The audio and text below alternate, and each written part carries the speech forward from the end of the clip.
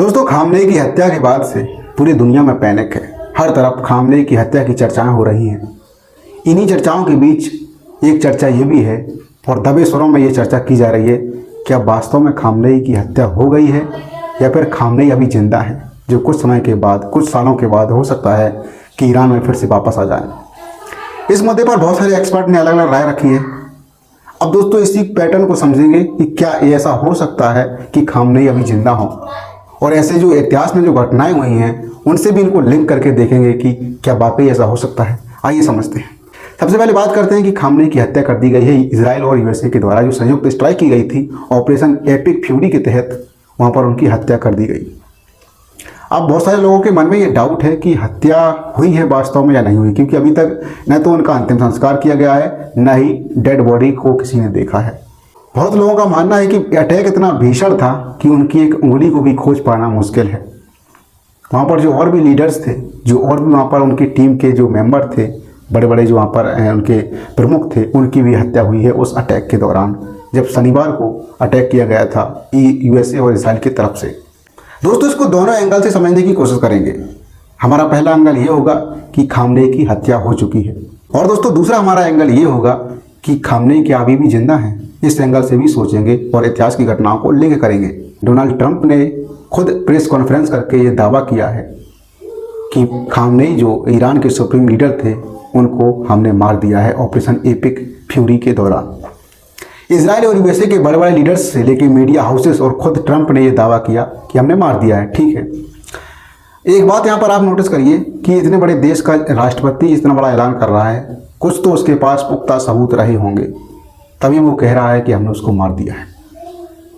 उसको पता होगा कि किस लोकेशन पर उस समय वो थे और दिन में स्ट्राइक करने की क्या इसमें रणनीति है। उसने वहाँ पर कुछ क्लू उनके पास रहा होगा, इसलिए उन्होंने दावा किया है कि हमने ईरान के सुप्रीम लीडर को मार दिया है। दोस्तों, इसके सपोर्ट में एक फैक्ट यहाँ पर दिया जा सकता है कि जो हमला हुआ है वो रात में नहीं हुआ है, दिन में हमला हुआ है। आमतौर पर जो ऑपरेशंस होते हैं इस तरह के, वो रात में किए जाते हैं। इस तरह के जो हमले होते हैं वो रात में होते हैं, लेकिन दिन में करने की क्या वजह है? इसके पीछे दोस्तों ये वजह बताई जा रही है कि जो सुप्रीम लीडर खामनेई थे, वो एक अपनी जो ऑफिस है उनका, जहाँ पर उनकी हत्या बताई जा रही हुई है, वहाँ पर जो ऑफिस था उनको, उसके अंदर अंडरग्राउंड में एक बंकर है, मतलब बड़ा वहाँ पर बंकर बना हुआ है। उस बंकर में वो रहते थे रात को, क्योंकि उनको मालूम है और सबको मालूम होता है कि जो ऑपरेशंस होते हैं वो रात में ही कंडक्ट किए जाते हैं। तो वो रात के समय रहते थे अपने जो बंकर बना हुआ है उसमें। लेकिन जैसे ही सुबह होती थी तो थोड़ा वो रिलैक्स महसूस करते थे। उनको लगता था कि अब सुबह हो चुकी है, अब हमला नहीं किया जाएगा। तो थोड़ा रिलैक्स होने के बाद वो अपनी बातचीत करते थे, मीटिंग भी करते थे, और इसी पूरे पैटर्न को समझा जा रहा था इजराइल और यूएसए के द्वारा। काफ़ी लंबे समय से इस पैटर्न को समझा जा रहा था। बहुत सारे लोगों ने यह भी कहा कि खुद मोसाद के एजेंट ईरान में बड़ी बड़ी पोजीशन पर मौजूद हैं, जो एक एक पल की अपडेट देते थे इजराइल को। तो यहाँ पर एक चीज़ देखने वाली ये होगी कि जो हमला किया गया है वो दिन में किया गया है, यानी सुबह सुबह इस हमले को अंजाम दिया गया और बताया गया कि जब हमला हुआ है तब खामनेई कुछ इंपॉर्टेंट मीटिंग करने वाले थे। जो मीटिंग शाम को होनी थी वो सुबह कर दी गई थी। उसी समय इजराइल और यूएसए को लगा कि इससे अच्छा वक्त कोई हो नहीं सकता, यहीं पर अटैक करिए, दिन हो या रात कोई फ़र्क नहीं पड़ता, क्योंकि अभी लोकेशन हमारे टारगेट हमारा सामने है, लोकेशन पर है, इसको अभी टारगेट कीजिए। अगर ये बंकर में पहुंच जाएगा तो हमारे बंकर बस्टर बॉम्ब भी उस तक नहीं पहुंच पाएंगे, क्योंकि जो बंकर वहाँ पर बनाया गया है बहुत ही गहराई में बनाया गया है। हालांकि B-2 बॉम्बर जो अमेरिका के पास है, उससे जो बॉम्ब बंकर बस्टर बॉम्ब फेंके जाते हैं, उससे वो काफ़ी गहराई तक वहाँ पर जा कर के उसको टारगेट कर सकते हैं, हिट कर सकते हैं टारगेट को। लेकिन ये बात ईरान जानता है, इसीलिए उसने उस बंकर को उस रेंज से नीचे बनाया है, क्योंकि जो रेंज है B-2 बॉम्बर्स की, हालांकि रेंज तो बढ़ा भी सकता है उस एक्सपेरिमेंट के बाद यूएसए, लेकिन जो उन्होंने अपने एक सेफ्टी मेजर लेकर चला था उन्होंने कि इसको इतने गहराई में ही रखेंगे। तो दिन में हमला करने का कारण यही था कि इजराइल को मालूम था कि अभी वो लोकेशन पर हैं, टारगेट में हैं, सेट है टारगेट पूरा, मार दीजिए। उन्होंने टारगेट करके मार दिया और बाद में ऐलान कर दिया। उसके बाद ईरान में भी इसकी खबरें एक दिन बाद पहुंची और ईरान की तरफ से भी इसको एक्सेप्ट किया गया कि हमारी जो सुप्रीम लीडर है वो खामनेई जी, उनकी हत्या हो चुकी है। ईरान ने 40 दिनों का शोक घोषित कर दिया और उसके बाद ताबड़तोड़ मिडिल ईस्ट पर हमले शुरू कर दिए, इजराइल पर हमले शुरू कर दिए और अमेरिका के मिडिल ईस्ट में जो बेसेस हैं उन पर हमले शुरू कर दिए। अब दोस्तों, एक पैटर्न को देखते हैं। जैसे पूरी दुनिया में बहुत सारी घटनाएं हो चुकी हैं इस तरह की, जहाँ पर बड़े बड़े लीडर्स को या फिर बड़े बड़े जो टारगेटेड व्यक्ति होते हैं उनको मारा जाता है, तो उनमें क्या चीज़ चेक की जाती है, उनको क्रॉस वेरीफाई कैसे किया जाता है। अगर बात करें उसामा बिन लादेन की, तो पाकिस्तान के एबटाबाद में रात के समय उसामा बिन लादेन सो रहा था। उसको अमेरिका के जो नेवी के जो कमांडो थे वो आते हैं, नेवी के सील कमांडोज आते हैं, उसके ऊपर जो बिल्डिंग पे सो रहा था उस पर वो अपने जहाज़ से लैंड होते हैं, एंट्री लेते हैं और उसके कमरे तक पहुंचते हैं, उसको मार देते हैं। लेकिन जब वह इस घटना को अंजाम दे रहे थे तब उसी समय वो लाइव अपने देश में अपनी जो एजेंट वहाँ पर जो टीम थी CIA की, उनसे लगातार कांटेक्ट में थे और उसको वेरीफाई कर रहे थे कि क्या वास्तव में उसामा बिन लादेन यही है या फिर ये कोई उसामा बिन लादेन का हमशक्ल है। क्योंकि उसामा बिन लादेन जो था वो कई बार उसकी खबर आई थी कि वो मर गया, लेकिन उसके बाद पता चला कि उसामा बिन लादेन अभी भी जिंदा है, क्योंकि वो भेष बदल लेता था। तो इसलिए उसको क्रॉस वेरीफाई किया गया। उसको वहाँ पर जो CIA की टीम थी उसके पास जो सबूत थे उस एविडेंस को मैच कराया गया, उसके तस्वीरों को और उसके बॉडी में जो चिन्ह थे उसको मैच कराने के बाद ही वहाँ पर क्लियर हुआ कि हमने अमेरिका ने उसामा बिन लादेन को मार दिया है। उसके बाद उसकी बॉडी को अरब सागर में छोड़ देते हैं वो लोग। ये तो यहाँ पर एक चीज़ थी। दूसरी चीज़ दोस्तों, एक जो बगदादी था आतंकवादी जो लीडर था बहुत समय पहले, जब इराक और ईरान में जो वहाँ पर बहुत ज़्यादा आतंक मचाए हुए था बगदादी की भी हत्या की जाती है एक बंकर में। जब उस बंकर में बगदादी की हत्या की जाती है तो असल में उसका जो क्रॉस वेरिफिकेशन कैसे किया जाता है, तो उसके अंडरवियर से क्रॉस वेरिफिकेशन किया जाता है।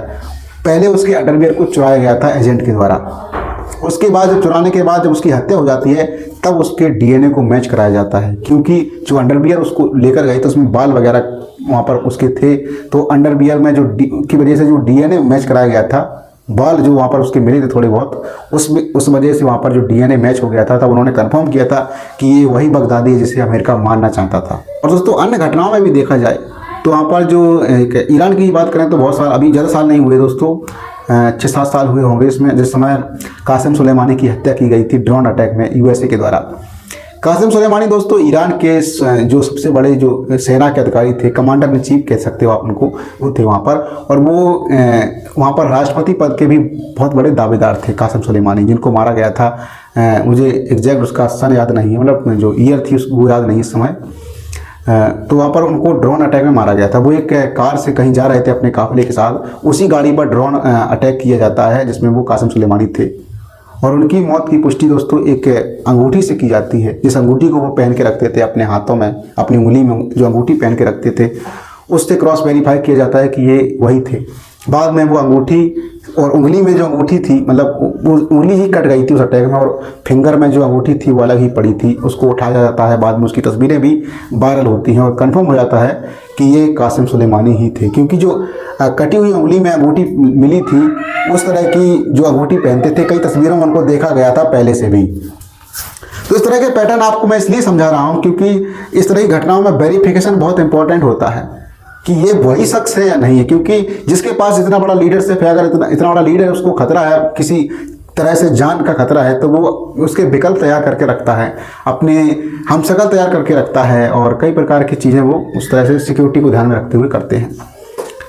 तो अब यही खबर उठ रही है कि ईरान ने भी बहुत जल्दी एक्सेप्ट कर लिया। ईरान जैसे ही USA ने कहा, तुरंत ही ईरान ने भी एक्सेप्ट कर लिया कि हमारे नेता को इन्होंने मार दिया है। और 40 दिन का शोक डिक्लेयर करने के बाद ईरान के द्वारा लगातार हमले जारी कर दिए गए हैं मिडिल ईस्ट व इजराइल के ऊपर।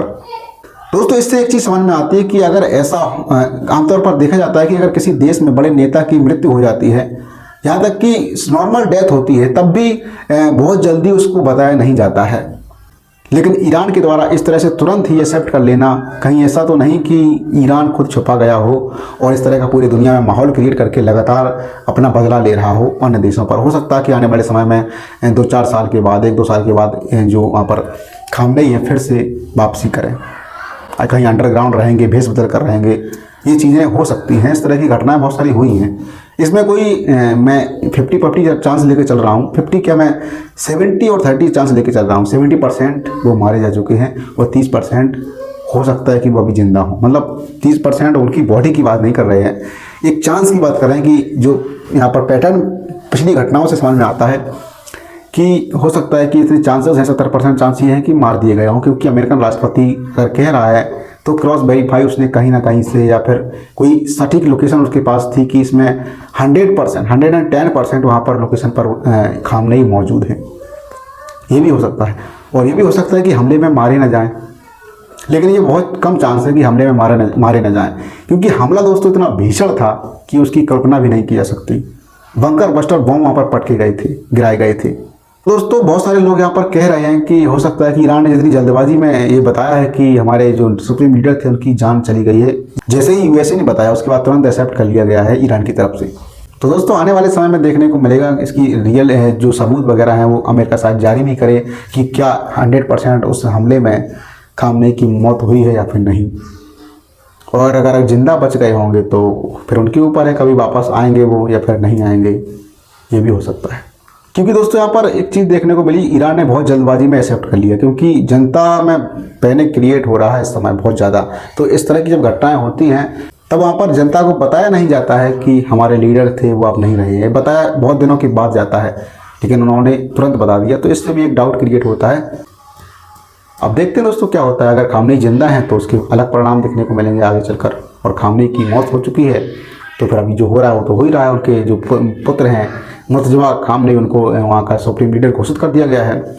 और एक चीज़ और आपको बता दूं कि वहाँ पर जो ईरान के कुछ टॉप ऑफिशियल्स हैं उन्होंने दावा किया था कि ईरान की सेना के मतलब जो टॉप कमांडिंग पोजीशन है उस पर मोसाद के एजेंट बैठे हुए हैं, मोसाद के एजेंट वहाँ पर बैठे हुए हैं। इस तरह की बातें कही गई थी। ईरान के एक शायद पूर्व कोई राष्ट्रपति थे या जो भी थे, मुझे एग्जैक्ट यहाँ पर याद नहीं आ रहा, या टॉप ऑफिसर कह सकते हो उनको। तो उन्होंने ये दावा किया था कि इजराइल की, ज़्यादा दिन नहीं हुए हैं इस दावे को, बहुत कम ही समय हुआ है इस दावे को, जब उन्होंने कहा था कि ईरान की जो सेना है उसमें जो टॉप कमांडिंग पोजीशन में बैठे हुए हैं उनमें से बहुत सारे लोग मोसाद के एजेंट हैं।